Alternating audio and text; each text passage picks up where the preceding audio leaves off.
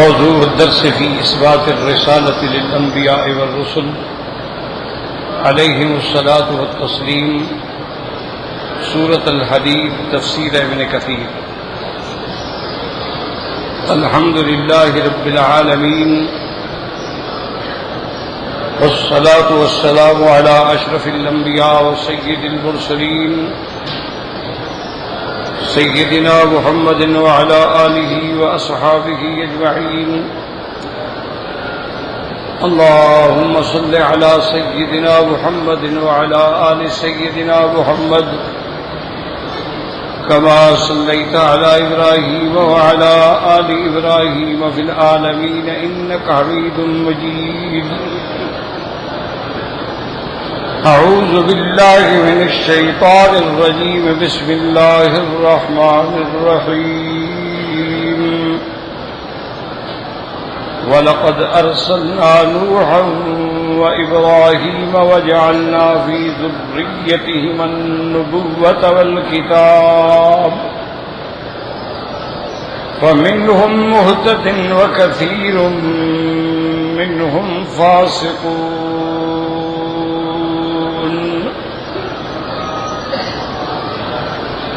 ثم قفينا على آثارهم برسلنا وقفينا بعيسى ابن مريم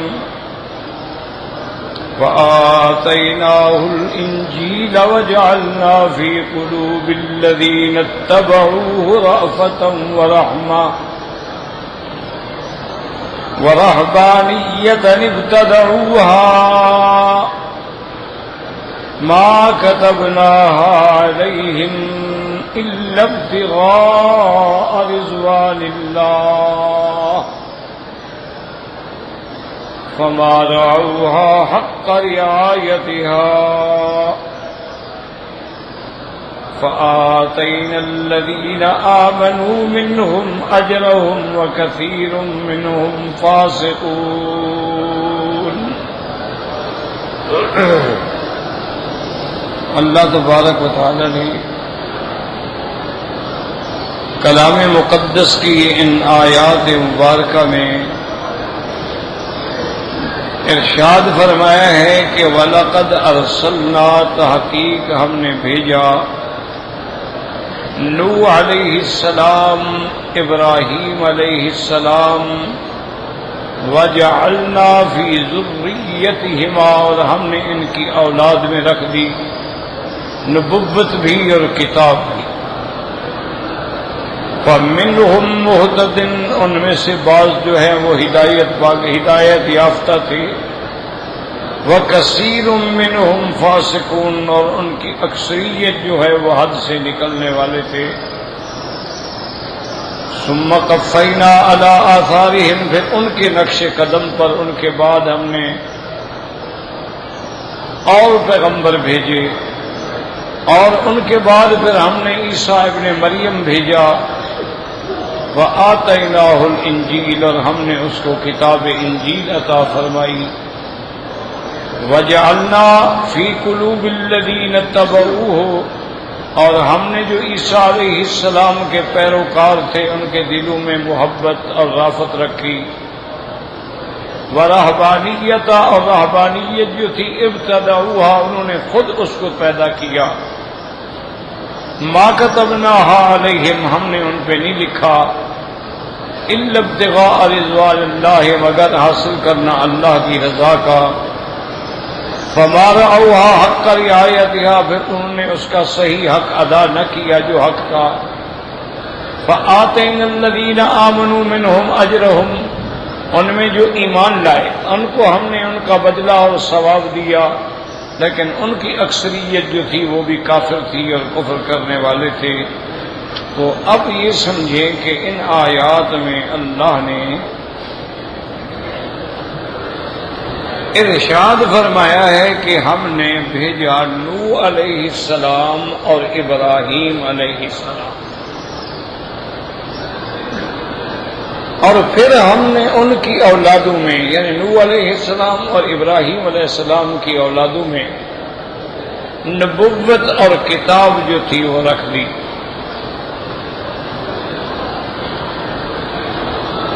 حالانکہ یہ بات یاد رکھیں کہ سب سے پہلے نبی جو ہیں اور خلیفۃ اللہ فی الارض جو ہیں وہ حضرت آدم، اور تمام انسانیت کی، تمام بشریت کی ابتدا اور مبدا جو ہے وہ حضرت آدم، یعنی ابو البشر ہیں۔ اور حضور میرے آقا نے رحمت دو جہان صلی اللہ علیہ وسلم نے فرمایا کلکم بنو آدم وآدم من تراب، تم سب آدم کی اولاد ہو اور آدم کو اللہ نے مٹی سے پیدا کیا۔ مٹی کا معنی یاد رکھو یہ ہوتا ہے کہ جزو اعظم مٹی تھی۔ اکثر لوگ یہ سمجھ لیتے ہیں کہ بھی حضرت آدم علیہ السلام کو شاید صرف مٹی سے ہی پیدا کیا گیا، یہ بات نہیں ہے۔ مٹی جو ہے جزو اعظم تھی، ورنہ اللہ نے اس میں ہوا ہے، پانی ہے، آگ ہے، اربع عناصر ہیں۔ اسی لیے خداوند قدوس نے قرآن میں کئی مقام پہ فرمایا ہے کہ ہم نے آدم کو پیدا کیا من تراب، تراب کہتے ہیں خالص مٹی کو، اور کہیں فرمایا من تین، ہم نے پیدا کیا تین سے، تین کہتے ہیں جب مٹی پانی میں مل کے آئے اس کے بعد وہ تین ہو جاتی ہے، اور کہیں فرمایا من صلصال من حمأ مسنون، کہ ہم نے پھر اس مٹی کو پکایا اور اس سے آواز آنے لگی۔ جب پکی مٹی ہو تو اس کو مارے تو آواز آتی ہے۔ تو مقصد ہے کہ اس میں بھی اربع عناصر تھے، لیکن جزو اعظم جو ہے وہ مٹی تھی۔ اور اس مٹی کے بارے میں بھی علماء نے بڑے اقوال لکھے ہیں، لیکن حقیقت بات یہ ہے کہ اصول یاد رکھیں کہ جو چیز قرآن پاک میں نہ ہو یا حدیث محمد مصطفیٰ میں نہ ہو یا اجماع صحابہ میں نہ ہو، اس کو معلومات کے لیے تو آپ پڑھ سکتے ہیں لیکن دلیل نہیں بنا سکتے۔ جیسے بنو اسرائیل کی روایات ہیں تو علماء لکھ دیتی ہیں معلومات کے لیے کہ ہمیں کچھ اگر فائدہ ہو سکتا ہے ہو جائے، لیکن حجت نہیں ہے، وہ ان کو دلیل نہیں بنایا جا سکتا۔ ہمیشہ یاد رکھیں یہی وجہ ہے کہ آج کل بہت سارے لوگ جو ہیں، اللہ رحمت کرے، اللہ عالم جان کے وہ ایسا کر رہے ہیں یا خود بھی بیچارے بھولے ہوئے ہیں، اب یہ تو اللہ جانتا ہے، نیتوں کا علم تو اللہ کے پاس ہے۔ تو وہ کیا کرتے ہیں کہ وہ کتابیں لے لیتے ہیں جو بالکل ضعیف روایات کی ہوتی ہیں۔ اسی لیے علماء نے کتابوں کے بھی طبقات بنائے ہیں، فقہا کے بھی طبقات بنائے ہیں، محدثین کے بھی طبقات بنائے ہیں کہ بھئی یہ طبقہ اولا کی کتاب ہے، طبقہ ثانیہ کی ہے، ثالثہ کی ہے، رابعہ کی ہے یا خامسہ کی ہے۔ اسی طرح راوی جو ہے یہ طبقہ اولا کا راوی ہے یا طبقہ ثانیہ کا راوی ہے۔ تو ہمیشہ یاد رکھیں وہ کیا کرتے ہیں، وہ طبقہ خامسہ والی جتنی کتابیں ہیں یہ علماء کے نزدیک حجت ہی نہیں ہے، وہ ان کو لے لیتے ہیں۔ اچھا ان میں بڑی عجیب عجیب روایات ہوتی ہیں کہ جی اللہ کے عرش کو 4 فرشتوں نے اٹھایا ہوا ہے، اور ہر عرش، یہ تو قرآن میں ہے لیکن آگے جو روایت بنائی کہ ہر فرشتہ جو ہے اس کے 4 منہ 4 ہیں، ایک انسان کا ہے اور ایک باز کا ہے اور ایک جانور کا ہے۔ انا للہ و انا الیہ راجعون۔ اور بعض نے ایسی روایت بھی لکھ دی ہے کہ جی وہ فرشتے جو ہیں نا جی، وہ ان کا جو پاؤں ہیں وہ زمین میں ہیں اور سر جو ہے وہ عرش پہ ہے، اتنا لمبا فرشتہ ہے۔ ایسے قصے کہانی ہیں جن کی کوئی حقیقت نہیں۔ اچھا وجہ کیا ہے ان کو مصیبت یہ پڑ گئی کہ جب انہوں نے پڑھا نا کہ اللہ کے عرش کو 4 فرشتوں نے اٹھایا ہوا ہے اور قیامت میں 8 ہو جائیں گے، تو نے کہا بھی عرش پہ تو خدا ہے، اور جنہوں نے عرش اٹھایا ہوا ہے وہ تو اتنی طاقتور تھے نا کہ عرش بھی اٹھا لیا، خدا کو بھی اٹھا لیا۔ اس لیے وہ پھر روایتیں گھڑتے گئے، بناتے گئے۔ تو حالانکہ سیدھی سی بات ہے، یاد رکھو جب اللہ نے کہا ہے کہ یحمل عرش ربک فوقہم یومئذ ثمانیہ، قیامت والے دن اللہ کا عرش جو ہے وہ 8 فرشتے اٹھائیں گے۔ باقی فرشتے یہ نہیں کہ وہ زیادہ طاقتور ہیں، وہ تو اللہ کے حکم سے اٹھائیں گے نا، اللہ حکم دیں گے تو اللہ تبارک و تعالی اللہ کے حکم کی تعمیل وہ کریں گے۔ لا یعصون اللہ ما امرہم ویفعلون ما یؤمرون۔ تو اس لیے ہمیشہ یاد رکھیں مشکلات یہی ہوتی ہیں۔ اچھا چونکہ وہ نئی باتیں ہوتی ہیں اور لوگ بھی عادی ہو گئے ہیں، ان کو جھوٹی کتابیں اور جھوٹے قصے سناؤ نا بڑے خوش ہوتے ہیں، کہتے ہیں جی ماشاءاللہ بڑا پہنچا ہوا عالم ہے، ایسی اندر کی باتیں کرتا ہے نا جو آج تک کسی نے نہیں کی ہے۔ وہ آج تک کوئی کیا کرے، اس کا معنی یہ ہے کہ جھوٹ بولتا ہے، اگر سچ ہوتا تو پہلے بھی تو کوئی کرتا نا۔ تو یہ باتیں جو ہیں نا یاد رکھو یہ بالکل غلط ہوتی ہیں، دیکھنا پڑتا ہے قرآن کیا کہتا ہے، اللہ کے نبی کا فرمان کیا کہتا ہے۔ دیکھو نا سب سے پہلے قرآن کس پہ اترا؟ محمد مصطفیٰ۔ ایک بات یاد رکھو، تو جتنا حضور سمجھا سکتے ہیں کوئی مائی کا لال سمجھا سکتا ہے؟ جن کو پڑھایا بھی اللہ نے اور بیان بھی اللہ نے سکھلایا، اور پھر صحابہ کو پڑھایا محمد مصطفیٰ نے، پھر تابعین کو پڑھایا اصحاب رسول اللہ نے، تو ان سے علم والا کون بڑا ہو سکتا ہے؟ جنہوں نے حضور کی گود میں بیٹھ کے قرآن پڑھا ہو، جنہوں نے سرکار دو عالم کے آمنے سامنے بیٹھ کے قرآن پڑھا ہو، جن کے ایک ایک لفظ کی تفسیر جو ہے وہ خود محمد مصطفیٰ نے بیان فرمائی ہو۔ تو اس لیے ہمیشہ یاد رکھیں کہ آدم علیہ السلام سب کے ابا ہیں، کلکم بنو آدم و آدم من تراب۔ اچھا اب مسئلہ یہ تھا کہ حضور پاک فرمایا انا سید ولد آدم، میں بھی آدم کی اولاد میں ہوں لیکن ان کا سردار ہوں، اللہ نے مجھے تمام اولاد آدم کا سردار بنایا لیکن ہوں میں بھی آدم علیہ السلام کی اولاد، یاد رکھو۔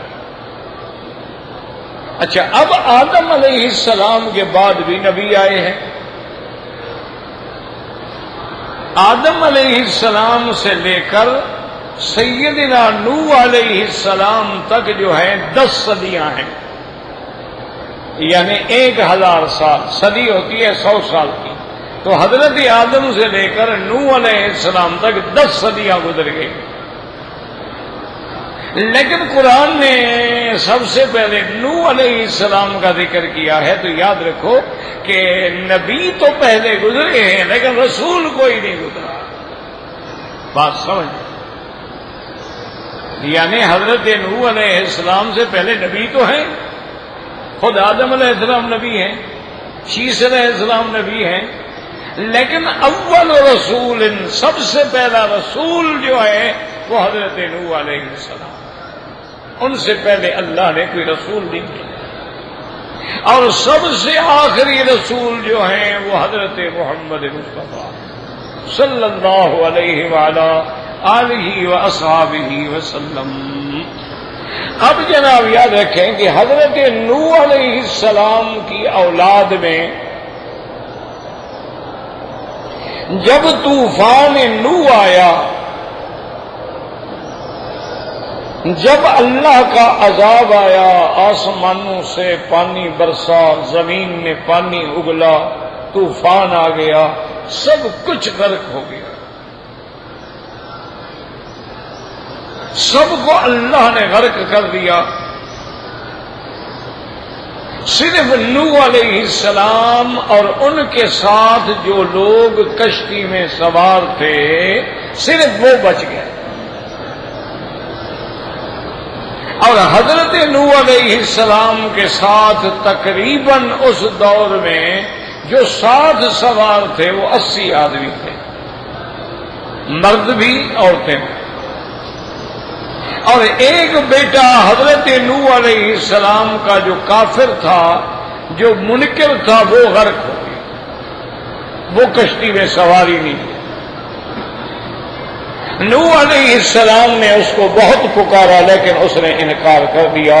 تو اس سے معلوم یہ ہوا کہ بیٹے ہونے کی وجہ سے جنت نہیں ملے گی جب تک ایمان نہیں لیا ہوگا۔ کوئی کہے میں سید کا بیٹا ہوں اس لیے چھوٹ جاؤں گا، پھر نوح علیہ السلام کا بیٹا چھوٹ جاتا۔ کوئی یہ کہے میں قریشی کا بیٹا ہوں، میں مخدوم کا بیٹا ہوں، میں عالم کا بیٹا ہوں، اللہ یہ نہیں جانتے۔ اگر اعمال صحیح ہوں گے، عقیدہ صحیح ہوگا تو بدلہ ملے گا، ورنہ نوح علیہ السلام کا بیٹا سامنے ڈوب رہا ہے، باپ چیخ رہا ہے، اللہ کو پکار رہا ہے، مولا مہربانی فرما، ان ابنی، میرا بیٹا ہے۔ بیٹے کو کیا بچانا تھا؟ حضرت نوح علیہ السلام پہ تنبیہ آ گئی، فرمایا فلا تسألن ما لیس لک بہ علم، خبردار آئندہ مجھ سے سوال نہ کرنا جس کا تجھے علم نہ ہو، کیوں مانگتے ہو تم؟ اور آئندہ اگر تم نے ایسی غلطی کی، انی اعظک، میں نصیحت کرتا ہوں تمہیں، ان تکون من الجاہلین، میں چاہوں تو تیرا نام بھی نبوت سے حذف کر دوں۔ اندازہ کریں، یعنی بیٹے کو کیا معافی ملی؟ حضرت نوح علیہ السلام بھی عتاب آ گیا، اور صاف اللہ نے قرآن میں کہہ دیا فلا تسألن ما لیس لک بہ علم، خبردار جس کا تجھے علم نہ ہو۔ اللہ کہتا ہے علم نہ ہو اور ہم عقیدہ رکھیں انبیاء عالم الغیب ہوتے ہیں، ہم عقیدہ رکھیں اولیاء اللہ عالم الغیب ہوتے ہیں، اس سے بڑا کفر ہے کوئی دنیا میں؟ اللہ کہتے ہیں تجھے علم ہی نہیں۔ جب میں نے منع کر دیا تھا تجھے کہ نوح علیہ السلام اب نہ مانگنا مجھ سے،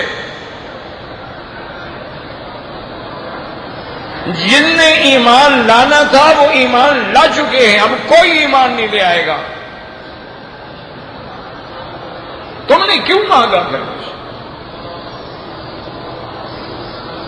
تم نے یہ جرأت کیوں کی جب ہم نے آپ کو کہہ دیا تھا کہ انہ لن یؤمن من قومک الا من قد آمن، جو ایمان لا چکے اب کوئی ایمان نہیں لائے گا۔ تو یاد رکھیں کہ حضرت نوح علیہ السلام جو تھے کشتی میں تھے، اللہ نے قرآن میں باقاعدہ بتایا ہے کہ وَحَمَلْنَاهُ فِي الْفُلْكِ الْمَشْحُونِ، ہم نے کشتی میں سوار کر دیا، ثم اغرقنا بعد الباقین، باقی کو سب کو ہم نے غرق کر دیا۔ اسی طرح دوسری جگہ قرآن کہتا ہے انا لما طغى الماء حملناكم في الجاریہ، جب پانی نے تجاوز کیا، حد سے نکلا، تغا مانا حد سے نکل جانا۔ حضور فرماتے ہیں، میرے آقا فرماتے ہیں، میرے محبوب دو عالم فرماتے ہیں صلی اللہ علیہ وسلم کہ دو موقع ایسے ہیں، ایک موقع جب نوح علیہ السلام کی قوم پہ عذاب آیا، لما طغى الماء، وہ فرشتے جو پانی کو کنٹرول کرنے والے تھے ان کے کنٹرول سے بھی پانی نکل گیا۔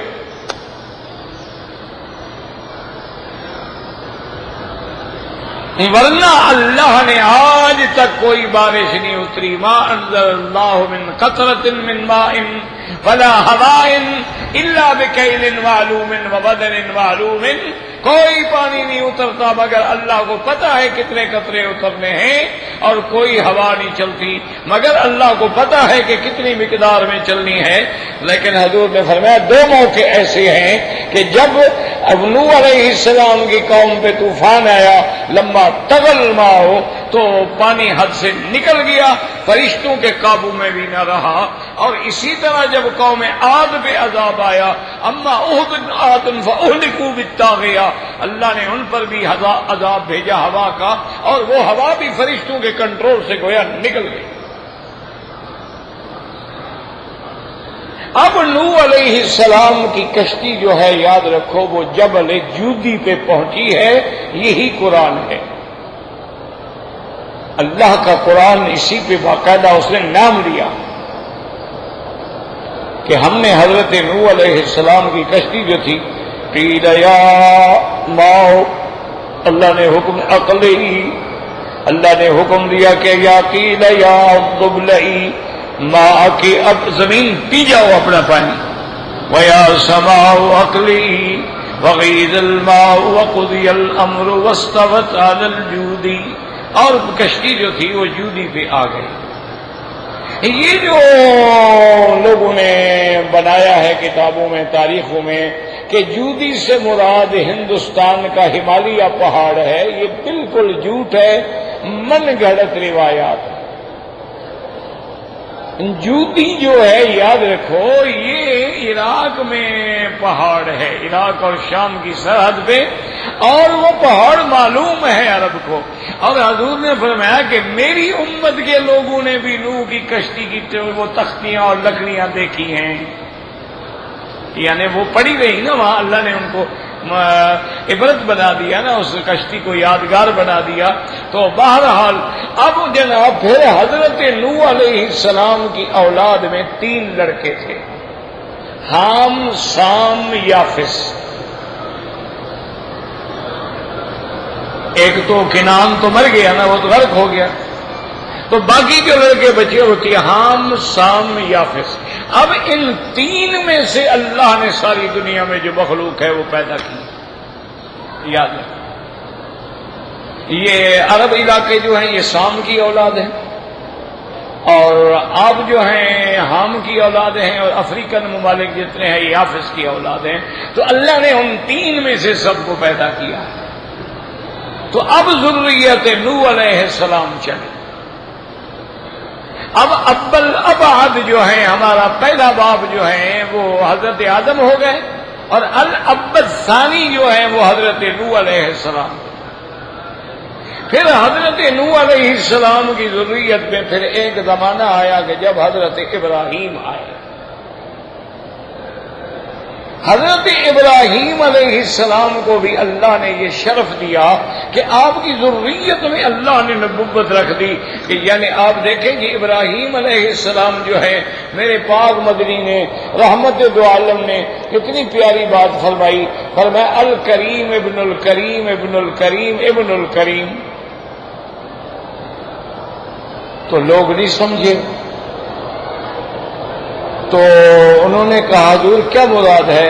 آپ نے فرمایا اللہ کے بندے دیکھتے نہیں ہو کہ یہ کیسا سلسلہ نسب ہے کہ الکریم ابن الکریم ابن الکریم ابن الکریم، کہ یوسف علیہ السلام کا ابا یعقوب ہے، یعقوب کا ابا جو ہے وہ اسحاق ہیں، اور اسحاق کا ابا جو ہے وہ سیدنا ابراہیم، سارے نبی ہیں، الکریم ابن الکریم ابن الکریم۔ اچھا، بعض لوگوں نے یہ بھی لکھ دیا ہے کہ یوسف علیہ السلام کے باقی بھائی جو تھے وہ بھی نبی تھے، لیکن غلط بات ہے، نبی صرف یوسف علیہ السلام۔ یہ نبی کی شان ہی نہیں ہوتی کہ اپنے بھائی کو قتل کرنے کا ارادہ کر رہے، یہ نبی کی شان ہی نہیں ہوتی کہ اپنے بھائی کو جا کے اندھے کنویں میں ڈال دے، یہ نبی کی شان ہی نہیں ہوتی کہ جھوٹ بول کے غلام بنا کے اپنے بھائی کو بیچ دے، یہ نبی کی شان نہیں ہوتی۔ اچھے لوگ تھے، غلطی ہو گئی، حسد میں آ گئے، لیکن نبی نہیں تھے، یاد رکھیں۔ اچھا، اب جناب جو جو نبوت آتی گئی وہ ساری ولد ابراہیم میں آئی۔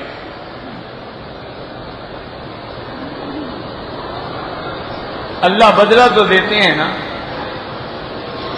یاد رکھو اللہ کسی کا احسان نہیں رکھتے۔ حضرت ابراہیم علیہ السلام نے اللہ کی توحید کے لیے اپنے ماں باپ کو چھوڑا تھا کہ نہیں چھوڑا تھا؟ باپ کو بھی چھوڑ دیا، ماں کو بھی چھوڑ دیا، کیونکہ وہ بت پرست تھے۔ قال سلام علیک، اچھا ابا جان ہم جا رہے ہیں، ساستغفر لک ربی، اللہ سے میں معافی مانگتا رہوں گا آپ کے لیے، لیکن اب میں آپ کے ساتھ رہ نہیں سکتا۔ تو اسی لیے حکم ہے کہ اگر آپ بھی ایسے علاقے میں ہیں، ایسی بستی میں ہیں جہاں ہر طرف مشرک ہیں اور تم توحید کے نام لینے پہ قادر نہیں ہو، تو چھوڑ دو ایسی بستی کو۔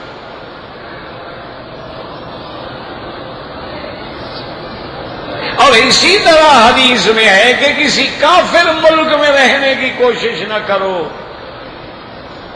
کسی کافر ملک میں سکونت اختیار نہ کرو، سفر بھی نہ کرو، الا مجبوری ہے، علم حاصل کرنا ہے، تجارت ہے، جہاد ہے، کوئی وجہ ہے، ورنہ فرمایا بالکل دور رہیں کافروں کے۔ اگر ملک کے اندر رہو گے تو کسی وقت ایسے حالات پیدا ہو سکتے ہیں کہ تم بھی ان جیسے ہو جاؤ۔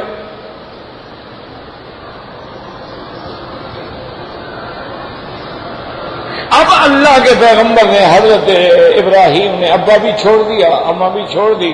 اللہ نے فرمایا میرے خلیل، تم نے میرے لیے گھر بار ماں باپ چھوڑا ہے نا، ہم بھی تیری اولاد میں اتنی شان رکھیں گے قیامت تک نبی تیری اولاد سے ہی ہے۔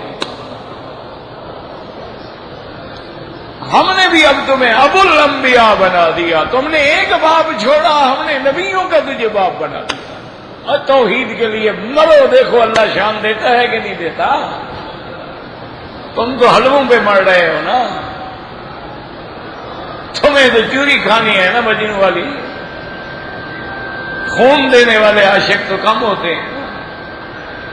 توحید کے لیے مار کھانی پڑتی ہے، اور جب مار کھانی پڑتی ہے تو پھر شان آتی ہے۔ حضرت امام احمد بن حنبل جو اس ملک کے امام ہیں رحمت اللہ علیہ فرماتے ہیں کہ جب مجھے کوڑے مارے گئے، اللہ عالم، فرماتے ہیں اس کوڑے میں پتہ نہیں کیا شان تھی کہ اس کے بعد مجھے اللہ نے اونچا کر دیا، اللہ نے میری شان بلند کر دی۔ تو اس لیے یاد رکھیں کہ یہاں اللہ نے فرما دیا کہ ہم نے نوح اور ابراہیم، ان کی ذریت میں ہم نے نبوت بھی رکھ دی، کتاب بھی رکھ دی۔ اب سارے انبیاء جو آئے ہیں یاد رکھو، حضرت اسحاق ان کی اولاد کا نام کیا ہے؟ یعقوب۔ یوسف علیہ السلام کے ابے کا نام کیا ہے؟ یعقوب۔ ان کا دوسرا نام کیا ہے؟ اسرائیل۔ اسرائیل بھی ان کا نام ہے، یاد رکھو، یعقوب بھی ان کا نام ہے، یا بنی اسرائیل، یہ وہی نسبت ہے۔ تو اب جتنے نبی آئے سب حضرت یعنی اسحاق کی اولاد میں آئے ہیں، کیونکہ حضرت یعقوب کس کے بیٹے ہیں؟ حضرت اسحاق کے۔ حضرت اسحاق سے یعقوب، یعقوب سے پھر یوسف، سارے نبی آتے گئے تو یہ سارے ولد اسحاق ہیں، اور اسحاق ولد ابراہیم ہیں۔ اور بنو اسرائیل کا آخری پیغمبر کون ہے؟ حضرت عیسیٰ علیہ السلام۔ یاد رکھو، بنو اسرائیل کا آخری پیغمبر کون ہے؟ سیدنا عیسیٰ علیہ السلام۔ دیکھو نا، یاد رکھو، عیسیٰ علیہ السلام کو اللہ نے آسمان پہ بٹھایا، کیوں بٹھایا؟ موسیٰ علیہ السلام کو بٹھا دیتے، کسی اور پیغمبر کو بٹھا دیتے، لیکن عیسیٰ علیہ السلام کو کیوں بٹھایا؟ اور یہ بھی یاد رکھو، عیسیٰ علیہ السلام اور میرے مدنی سرکار کے درمیان میں 600 سال کا فرق ہے، 6 صدیاں گزر گئیں، کوئی پیغمبر نہیں آیا۔ عیسیٰ علیہ السلام کے بعد پھر آمنہ کا لال حضرت محمد مصطفیٰ ہے، اور حضرت موسیٰ علیہ السلام کے درمیان اور حضور کے درمیان میں 1200 سال کا فرق ہے۔ اچھا، اب آخری نبی تھے بنی اسرائیل، اور اللہ کا ایک نظام ہے کہ ایک نبی آئے گا، جب وہ جائے گا تو دوسرا پیغمبر آئے گا، اس کی تصدیق کرے گا کہ وہ سچا تھا، اس کی کتاب بھی سچی تھی، اور جب اس کے بعد کسی نے آنا اس کی بشارت دے گا۔ اب حضور کے بعد تو کوئی نبی ہے نہیں، تو وہ نظام خداوندی ٹوٹتا تھا. اللہ نے بنی اسرائیل کا آخری پیغمبر اوپر بٹھا دیا کہ میرے مدنی کے بعد تو نبی ہے نہیں, تم بیٹھے رہو, تو آگے تصدیق کرو محمد مصطفیٰ کی صلی اللہ علیہ وآلہ آلہ وصحبہ وسلم. اب کوئی کہے کہ جی حضور کے بعد نبی آ گیا تو یہ جاہلوں والی بات ہے. عیسیٰ تو پہلے سے نبی ہے. مانا ہے حضور کے بعد کوئی نیا نبی نہیں بنے گا. اگر کوئی دعویٰ کرے گا دجال ہوگا, کوئی دعویٰ کرے گا کذاب ہوگا, کوئی دعویٰ کرے گا مسیلمہ ہوگا, کوئی دعویٰ کرے گا اسود انسی ہوگا, کوئی دعویٰ کرے گا مرزا قادیانی ہوگا, لیکن نبی نہیں آئے گا. عیسیٰ علیہ السلام تو پہلے سے نبی ہے, ان کو نبی نبوت تو نہیں ملی ہے. اب حضرت عیسیٰ علیہ السلام بنو اسرائیل کا آخری نبی, اور پھر سب کے آخر جو ہیں, سب کے خاتم جو ہیں وہ حضرت محمد مصطفیٰ ہیں. اس لیے آ گیا خاتم النبیین, خاتم النبیین. مانا مہر بھی کرو تو مہر کا مانا یہ نہیں کہ مہر سے نبی بنتے ہیں, تو اس کا مانا ہم کہیں کسی کو خاتم الاولیاء تو اس کی مہر سے ولی بنتے چلے جائیں گے, خاتم المحدثین اس کی مہر سے محدث بنتے چلے جائیں گے. یہ جاہل. خاتم کا معنی ہی یہ ہوتا ہے کہ لکھنے کے بعد سیل کر دو, اندر کی چیز باہر نہیں آ سکتی, اب باہر کی چیز کوئی اندر نہیں آ سکتی. ختم اللہ علی قلوبہم, کیا مانا؟ ان کے دلوں پہ مہر لگا دی ہے, اب وہ مہر لگاتے جائیں گے, کافر بناتے جائیں گے. کیا مانا؟ پھر جاہلوں والے معنی ہیں. خاتم کا معنی یہ ہے کہ اب اللہ نے نبوت کے سلسلے کو بند کر دیا. ختم, خاتم. اب مہر لگ گئی, کون خدا کی مہر کو توڑے؟ اب جناب یہ ہوا کہ چونکہ سارے نبی آ رہے تھے ولد اسحاق, اور مدینہ منورہ میں یہ جو یہودیوں کے قبیلے تھے نا, بنی قینقاع, بنو نذیر, بنی قریظہ, یہ کتابوں میں پڑھ کے انتظار میں بیٹھے تھے کہ کب محمد مصطفیٰ آئیں گے. یہ تو ایمان کے لیے بیٹھے ہوئے تھے. لیکن جب حضور آئے اور ولد من ولد اسماعیل, اور حضور پیدا ہوئے حضرت اسماعیل کے خاندان میں, اب یہودی اکڑ گئے. انہوں نے کہا ہمارا وہ نبوت والا سلسلہ تو ختم ہو گیا, بنو اسحاق سے تو نبوت چھین گئی, ہم کیوں ایمان لائیں بھائی؟ یہ بنو اسحاق سے تو ہے نہیں. حالانکہ ظاہر ہے بھی اسحاق کس کا بیٹا ہے؟ ابراہیم کا. اور اسماعیل کس کا بیٹا ہے؟ ابراہیم کا. لیکن ضد ہے, بغیم بھائی, ضد کی وجہ سے حسدا من عند انفسہم وہ ایمان نہ لے آئے. اس لیے یہاں اللہ نے وضاحت فرما دی اور ارشاد فرمایا وَلَقَدْ أَرْسَلْنَا نُوحًا وَإِبْرَاهِيمَ وَجَعَلْنَا فِي ذُرِّيَّتِهِمَا النُّبُوَّةَ وَالْكِتَابَ فَمِنْهُمْ مُهْتَدٍ وَكَثِيرٌ مِّنْهُمْ فاسقون. یا دیکھیں کہ فَمِنْهُمْ ضمیر کس طرف ہے؟ بعض علماء فرماتے ہیں فَمِنْهُمْ مُهْتَدٍ ضمیر ذریت کی طرف ہے کہ آپ کی اولاد میں ہدایت والے بھی تھے, لیکن اکثر جو ہیں وہ کافر تھے. لیکن علماء نے فرمایا یہ بات نہیں ہے, آپ کی ذریت میں تو اللہ نے نبوت و کتاب رکھی ہے. آگے جو امتیں تھیں ان میں ہدایت والے بھی تھے اور انکار کرنے والے بھی تھے. فَمِنْهُمْ مُهْتَدٍ وَكَثِيرٌ مِّنْهُمْ فَاسِقُونَ. یا دیکھیں فاسق کہتے ہیں گناہ کرنے والا, کبیرہ گناہ کا ارتکاب کرنے والا فاسق ہوتا ہے. چوہے کو کہتے ہیں فوائسقہ. فوائسقہ کیوں کہتے ہیں کہ ادھر سے نکل جائے گا, ادھر سے نکل جائے گا, ادھر سے نکل جائے گا. تو فاسق جو ہے وہ بھی اللہ کے حدود کو توڑ کے نکل جاتا ہے. اس لیے کبیرہ کا مرتکب فاسق ہوتا ہے, لیکن کافر کو بھی فاسق کہا جاتا ہے. اور یہاں مراد کافر ہیں. کیوں؟ پہلے لفظ ہدایت کہا گیا. فَمِنْهُمْ مُهْتَدٍ وَكَثِيرٌ مِّنْهُمْ فَاسِقُونَ ثُمَّ قَفَّيْنَا عَلَىٰ آثَارِهِمْ. اس کے بعد پھر ہم نے پیغمبر بھیجے. وَقَفَّيْنَا بِعِيسَىٰ ابْنِ مَرْيَمَ عیسیٰ علیہ السلام کے چونکہ باپ نہیں ہے اس لیے ماں کی طرف نسبت کی گئی ہے، ورنہ شریعت کا حکم ہے ادعوہم لآبائہم، سب کو ان کے باپ کے نام سے پکارو۔ اور یہ بھی جاہلوں کا عقیدہ ہے کہ قیامت میں ماں کے نام کے ساتھ پکارا جائے گا، ایک غلط بات ہے۔ ماں کے نام کے ساتھ کیوں پکارے؟ معنی یہ ہے کہ باپ نامعلوم ہے، اور جس کا باپ ہی نامعلوم ہو وہ کون ہوتا ہے؟ اچھی عزت ملے گی ہمیں قیامت میں پھر؟ عجیب بات ہے کہ ماں کے نام کے ساتھ پکارا جائے، جیسے اب یورپ میں باپ کا نام نہیں لکھتے، سکول میں جب لڑکا ہو نا تو ماں کا نام لکھتے ہیں۔ وجہ کیا ہے؟ باپ کا تو پتہ ہی نہیں نا، باپ تو 150 ہے، وہ تو ہر رات کلب میں ایک نیا باپ ہے، ہر رات بار میں ایک نیا باپ ہے، ہر رات پب میں ایک نیا باپ ہے۔ اب کس کا نام لکھے؟ اچھا اپنا اپنا فائدہ اٹھا کے سب چلے گئے، ان کو کیا ضرورت پڑی ہے دوسرے کے بچے کو پالیں؟ یاد رکھو یہ جاہلوں کا عقیدہ ہے، قیامت میں سب کو ان کے باپ کے نام سے پکارا جائے گا الا عیسیٰ، چونکہ عیسیٰ کا باپ کوئی نہیں، اس لیے کہا جائے گا عیسیٰ ابن مریم۔ اور فرماتی ہیں وَآتَيْنَاهُ الْإِنْجِيلَ، ہم نے ان کو کتاب انجیل وَجَعَلْنَا فِي قُلُوبِ الَّذِينَ اتَّبَعُوهُ رَأْفَةً وَرَحْمَةً وَاللَّهُ أَعْلَمُ۔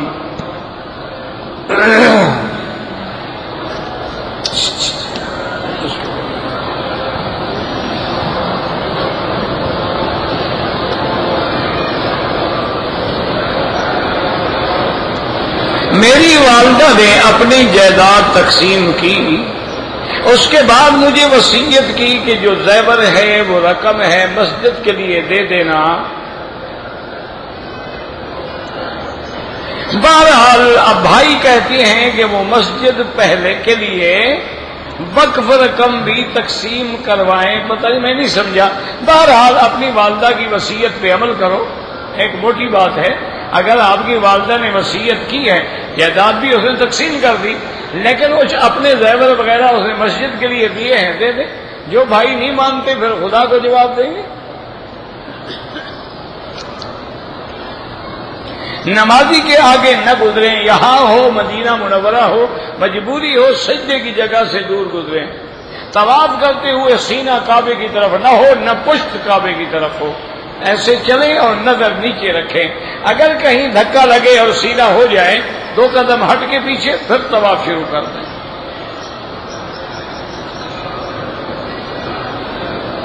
بہن بھائیوں کے لیے طواف نہیں، اپنے لیے کرو، اپنی نیت سے کرو، اس کے بعد دعا مانگو، اللہ چاہے تو ان کو ثواب دے دے۔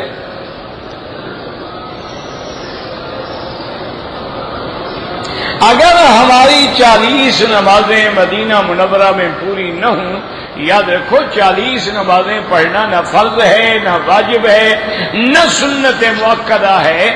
40 نمازیں پڑھنا ایک فضیلت ہے کہ اگر اللہ کسی کو 40 نمازیں نصیب کر دے تو اللہ اس کو نفاق سے اور آگ سے بری فرما دیتے ہیں۔ نہ پڑھ سکے کوئی بات نہیں۔ ایک آدمی مثلا 9 صبح جاتا ہے، 9 بجے جا کے صلاۃ و سلام پڑھتا ہے، 10 بجے واپس نکل آتا ہے، ظہر ایک نماز بھی نہیں پڑھتا، کوئی بات نہیں، زیارت ہو گئی۔ زیارت الگ چیز ہے، فضیلت الگ چیز ہے۔ پڑھ سکیں پڑھیں، نہ پڑھ سکیں کوئی بات نہیں۔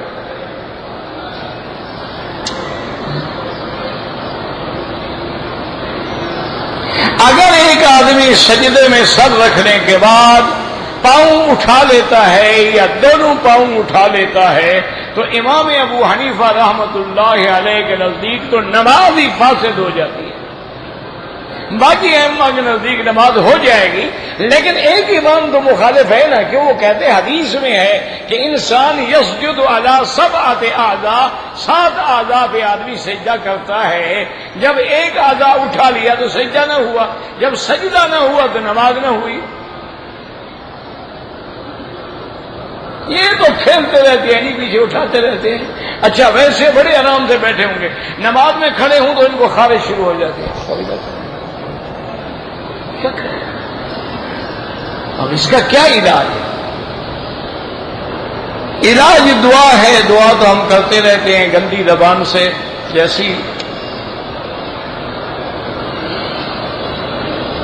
مجھ سے کسی نے مکہ مدرسے کے ایک ابدا کیا، پتہ نہیں کیا لکھا ہے، مجھے تو پڑھا ہی نہیں رہا کون سی زبان میں لکھا ہے، نماز کے دوران وضو ٹوٹ گیا، چھوڑ دو نماز، یہ کوئی بات ہے، بغیر وضو پڑھتے رہو گے، عجیب بات نہیں۔ اب یہ بھی مسئلہ پوچھنے والا ہے، ٹھیک ہے بھائی، مفت کا مولوی رگڑا لگاؤ جو لگا سکتے، بھائی ہر چھوٹے بچے کو پتا ہے کہ وضو کے بغیر نماز نہیں ہوتی۔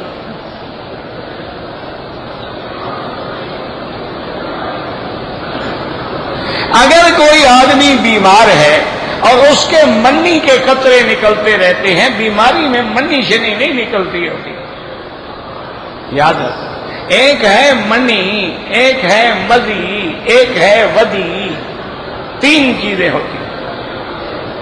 منی وہ ہے جو آدمی کے عضو سے شہوت سے نکلتی ہے، اور شہوت سے اور ٹپک کے نکلتی ہے، اس کے بعد عضو مر جاتا ہے، یہ منی ہے، اس پر غسل کرنا ضروری ہے۔ ایک ہے آپ پیشاب کرنے کے لیے بیٹھے، سفید مادہ آ گیا، آپ پیشاب کر کے فارغ ہوئے، سفید مادہ آ گیا، میاں بیوی آپس میں بوسو کنار کرنے لگے، سفید لیسدار مادہ آ گیا، اس سے غسل نہیں ہوتا۔ غسل صرف منی پہ واجب ہے، باقی چیزوں کے لیے استنجا کرے، وضو کرے، بس۔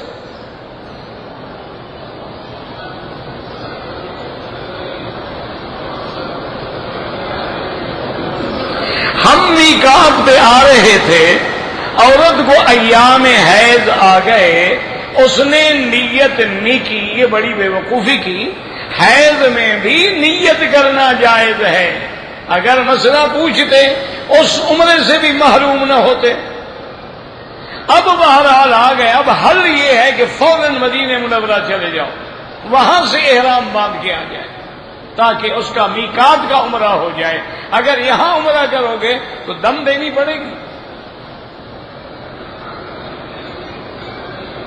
کہتے تھے کہ دبئی میں بھی ایک بینک ہے، میرا بھائی میں کسی بینک کو نہیں جانتا، میری بات کو سمجھا بھی تو کرو نا، میں کسی بینک کو نہیں جانتا کہ یہ اسلامی ہے یا نہیں ہے۔ باقی جن علماء نے لکھا ہے جامعہ فاروقیہ کے، وہ تو میرے باپ ہیں، والد کی جگہ ہیں، میں ان سب کا احترام کرتا ہوں۔ میں نے بھی تمہاری طرح سنا ہے کہ بعض بینک اسلامی انداز میں کام کر رہے ہیں، کچھ خلیج کے ہیں، کچھ دبئی کے ہیں، کچھ آپ کے ملکوں کے ہیں، لیکن میرے پاس ان کی نہ کوئی تفصیل ہے، نہ تو ان کی کوئی طریقہ کاروبار ہے۔ اگر وہ کر رہے ہیں تو ان کی مدد ضرور کریں، اور ان میں غلطی ہے تو علماء سے کہیں ان کی اصلاح کریں، یہ نہیں کہ ان کو بند کر دیں۔ اگر بند کرو گے پھر یہودی بینکوں سے گزارا کرنا پڑے گا، کیونکہ اور بینک تو پھر ہے نہیں نا دنیا میں۔ ابھی لوگوں نے ہمت کی ہے، اسلام کی طرف آئے ہیں، بعض علماء سے انہوں نے فتاوی بھی حاصل کیے ہیں، تو اب ایک راستے پہ چل پڑے ہیں۔ ان میں غلطیاں ہیں، 50% غلطیاں ہوں گی، 50% تو ٹھیک ہو گئے، 60% غلطیاں ہوں گی، 40% تو ٹھیک ہو گئے، باقی غلطیاں تم ٹھیک کرو۔ ان کے ساتھ علماء کو بٹھاؤ، ان کے ساتھ میٹنگ کرو پیار سے، محبت سے، کہ بھائی تم اچھا کام کر رہے ہو لیکن یہ غلطی ہے، یہ غلطی ہے، اس کی ٹھیک کرو، اس کو یوں کرو، اس کو یوں کرو۔ میرے لیے تو سارے بزرگ واجب الاحترام ہیں، حضرت تقی صاحب ہوں، حضرت ضرب علی خان صاحب ہوں، حضرت سلیم اللہ، تمام میرے لیے تو بزرگ ہیں، میرے لیے واجب الاحترام ہیں، میرا ان سے کسی مسئلے میں اختلاف نہیں، اور نہ میرا وہ مقام ہے کہ ان کے مقابلے پہ میں فتویٰ دے سکوں۔ میری ایک درخواست ہے کہ خدا کے لیے یہودی بینکوں کو فیل کرو، اسلامی بینکوں کو کامیاب کرو۔ میری تو درخواست ہے امت مسلمہ سے، 57 ملک ہے اسلامی، ایک اسلام کے نام کا بینک بناؤ، اسلام کے نام کی کرنسی بناؤ، ایمان سے یہ کافر تمہارے پاؤں میں پڑے ہوں گے۔ تمہاری دولت سے وہ عیش کر رہے ہیں، ہم بھوکے مر رہے ہیں، ان کے پاس اپنی دولت کہاں ہے؟ وہ تو ڈاکو ہیں، لٹیرے ہیں، دولت تمہاری ہے، ان کے پلے میں تو کچھ بھی نہیں ہے، وہ تو سب سے بڑے بھکاری ہیں، سب سے بڑے جواری ہیں۔ لاس ویگاس کہاں ہے؟ سب سے بڑے جوئے کہاں ہوتے ہیں؟ سب سے بڑے سٹے کہاں ہوتے ہیں؟ سب سے بڑے ایکسچینج مارکیٹوں کو آگ کہاں سے لگتی ہے؟ سب سے لیمین بینک کہاں تباہ ہوئے ہیں؟ یہ وہ ان کے پلے میں تو کچھ نہیں، وہ تو بھوکے ننگے ہیں، ان کے پاس تو صرف لوگوں کو ہلاک کرنے کے ہتھیار ہیں، اور بیچتے کس کو ہیں تمہیں؟ کیوں؟ اور خریدار ان کو کہاں سے ملے؟ تم اگر متحد ہو جاؤ اور اسلام کے نام پہ اقتصادیات کو لے آؤ اور اسلام کے نام پہ مشترکہ کرنسی بنا دو، خدا کی قسم ہے یہ جو بڑی بڑی طاقتیں کہلاتی ہیں نا، یہ تمہارے جوتے چاٹیں گے۔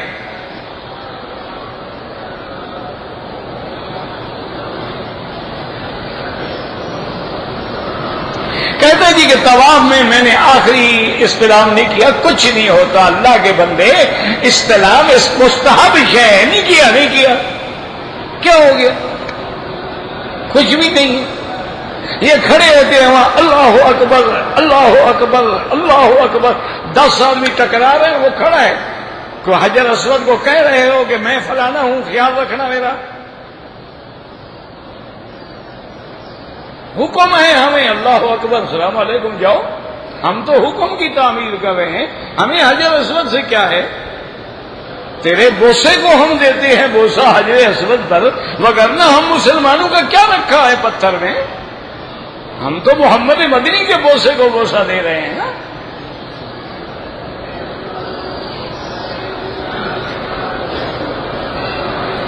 ایک آدمی کو دم پڑ گیا ہے، اس کے گھر والے گوشت کھائیں، وہی اچھی بات ہے، بکری دم کسی پہ کر کے گھر والوں کو دے دو۔ اللہ کے بندے وہاں دم کرو، فقیروں میں تقسیم کرو۔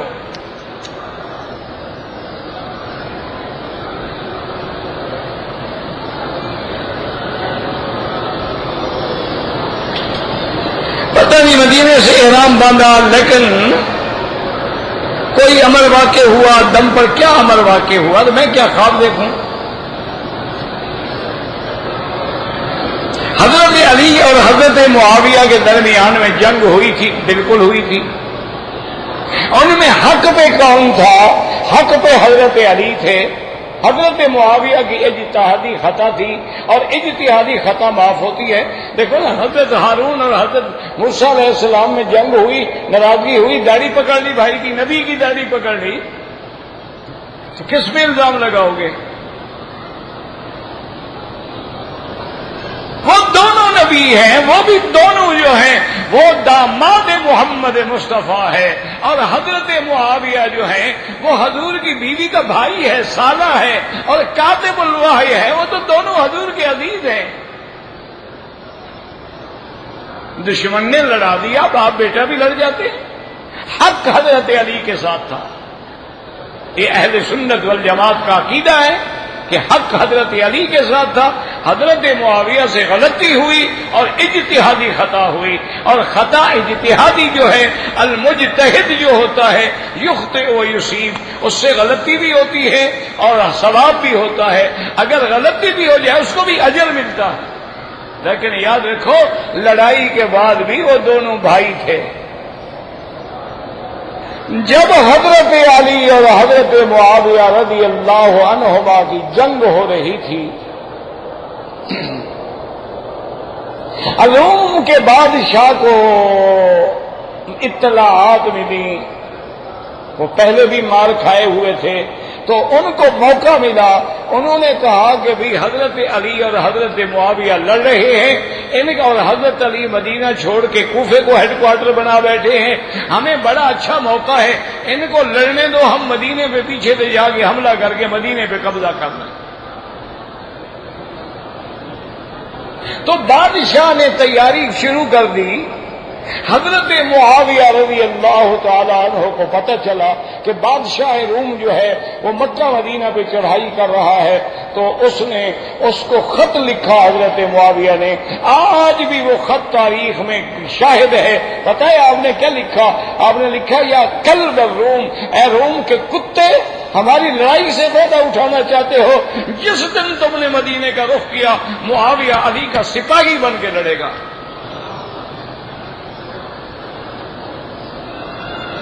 یہ لوگ تھے حضرت، اور تمہارے ہمارے جھگڑے نہیں تھے، خدا کے لیے صحابہ کو بخشو رضوان اللہ علیہم اجمعین۔ جب اللہ نے کہہ دیا رضی اللہ عنہم ورضوا عنہ، یہ لڑے ہیں، یہ مرے ہیں، میں ان سے راضی، یہ مجھ سے راضی۔ تو جن پہ رب راضی ہو گیا تم ناراض ہو تو پھر کافر ہو،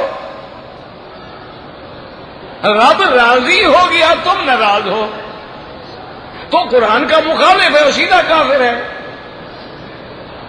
یہ لڑائیاں ہوتی ہیں، دشمنوں نے لڑایا تھا، یہودیوں نے لڑایا تھا، بی بی عائشہ کو حضرت علی سے لڑایا، حضرت عائشہ کو حضرت معاویہ سے لڑایا، لڑائیاں ہوئی، لیکن حضور پاک نے پہلے فرما دیا تھا۔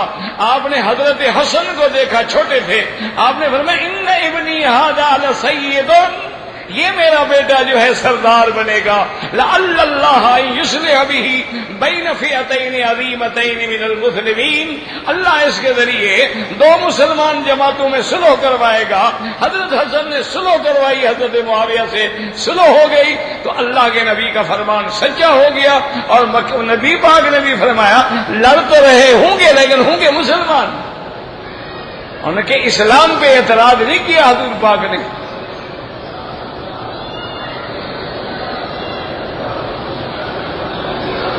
کہتا جی کہ زمزم لے جائے پاکستان میں پانی ملا دے، نہیں، اس کو ایسا کرو کہ لے جاؤ دریائے سندھ میں ڈال دو اور اخبار میں دے دو بھی پانی پیتے رہو، زمزم آ رہا ہے، زمزم آ رہا ہے، زمزم آ رہا ہے۔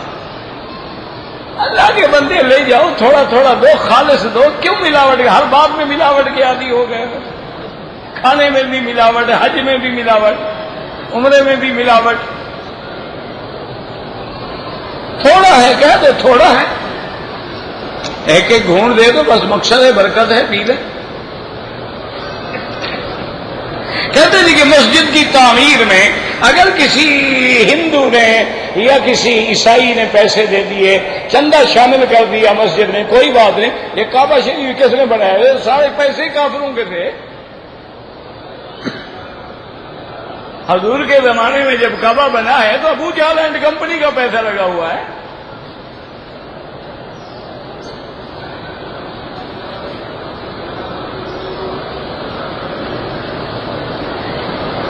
میری بیوی بھی ہے، بہن بھی ہے، والدہ بھی ہے، ایک کی نہ مانو تو دوسری ناراض ہو جاتی ہے، کسی کی نہ مانو نا، سب راضی ہو جائیں۔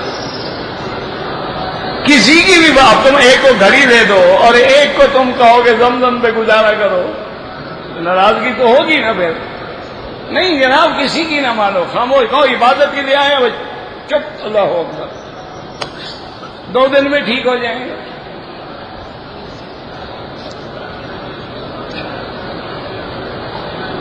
میاں بیوی کی رضامندی کے بغیر اگر آدمی حج عمرے پہ چلا جائے تو بیوی کے محتاج تھوڑے ہیں کہ ہم اس سے اجازت لیں۔ بیوی بغیر اجازت کے نہیں جا سکتی، خامند کو تو اجازت لینے کی ضرورت نہیں، لیکن آج کل خامند کو اجازت لینی پڑتی ہے، بیوی بغیر اجازت کے جاتی ہے۔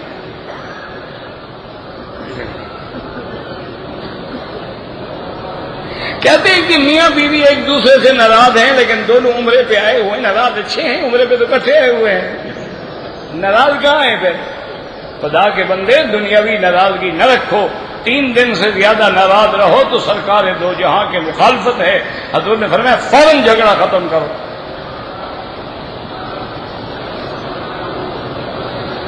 اگر کوئی آدمی قرآن کی دعا ہے سجدے میں پڑھے، بطور دعا پڑھے، جائز ہے، رب انی مغلوب فانتصر، رب انی مسنی الضر وانت، لیکن دعا سمجھے، قرآن سمجھ کے نہ پڑھے۔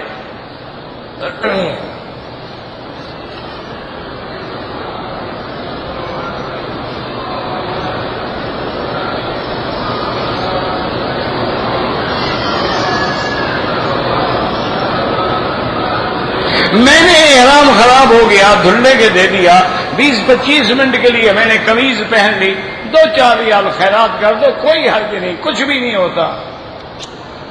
2 طواف کر لو تو بعد میں 2 رکعت پڑھ لو، بالکل جائز ہے۔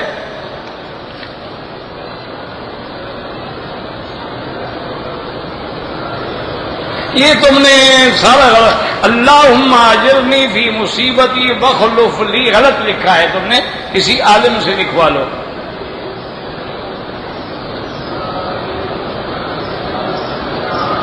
اگر ایجنٹ ہمیں کسی دوسری خاتون کا محرم بنا دیں، بالکل حرام ہے، ناجائز ہے اور عذاب بھی ہے۔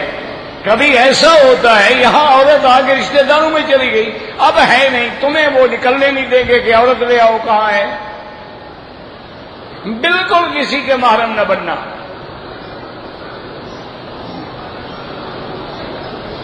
منافع کی شرع کی کوئی حد نہیں ہوتی، لا ضرر ولا ضرار، نہ کسی کو نقصان پہنچاؤ نہ خود نقصان اٹھاؤ، اعتدال ہو۔ اگر ہم حضور پاک کے روضہ مبارک پہ کھڑے ہوں پھر سیدھا صلاۃ و سلام پڑھیں، الصلاۃ والسلام علیک یا رسول اللہ، چونکہ حضور زندہ ہیں۔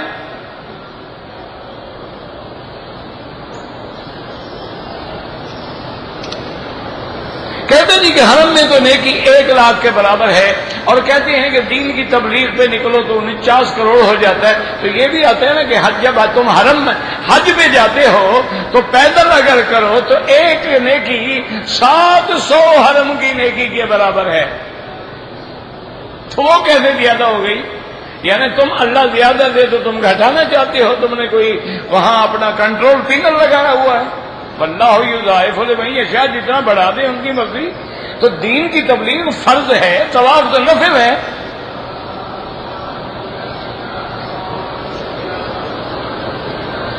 اگر ایک آدمی طواف کر لیا، صفا مروہ دوڑ لیا، لیکن تھک گیا، جا کے سو گیا، صبح کو سر مڈایا، کوئی بات نہیں۔ نیند میں کپڑا منہ پہ آ گیا، کوئی بات نہیں۔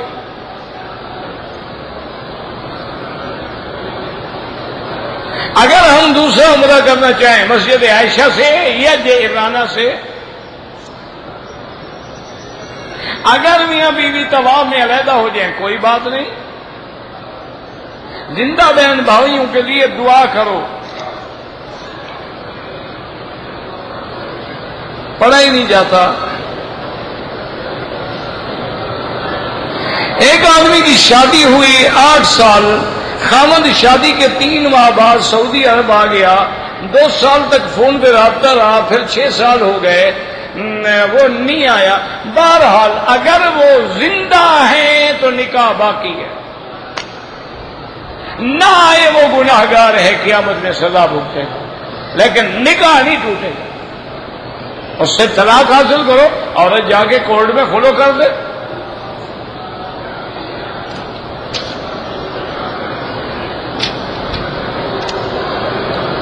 اگر ایک آدمی نے بال تھوڑے بھائی ٹک لگائے ہیں، 2 بال ادھر سے 2-3 ادھر سے، تو پھر دم پڑ گئی، تھوڑے تھوڑے سارے سر سے کاٹے ہیں تو کوئی دم نہیں۔